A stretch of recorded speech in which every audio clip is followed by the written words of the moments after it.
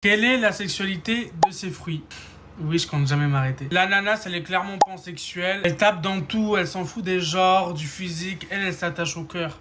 Le fruit du dragon, c'est clairement un mec trans hétéro qui vient de faire sa mammectomie. Et le pauvre, il est trop content, il s'assume enfin et tout.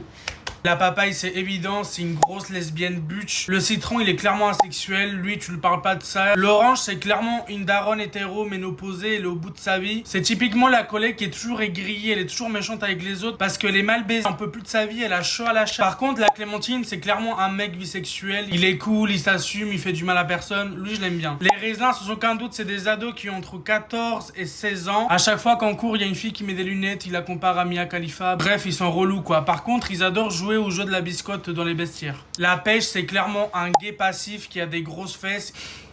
Voilà. La pastèque, c'est clairement une meuf nympho. Je pense qu'elle est plutôt bi parce qu'elle aime bien taper dans tout. Elle aime bien faire des plans à trois, des orgies. Et bien évidemment, elle kiffe bronzer en string topless. Elle aime trop ça. Et enfin, bien évidemment, la banane, c'est typiquement le mec qui se dit hétéro, homophobe, mais il est grave curieux. Et il sort avec la fraise. Elle est hétéro, elle est toute nia. Mais c'est un peu une bouffonne. Elle aime trop la banane. Elle reste accrochée à lui. Alors que le mec la trompe avec des mecs et tout. Bref, bouffonne. Voilà, ça sera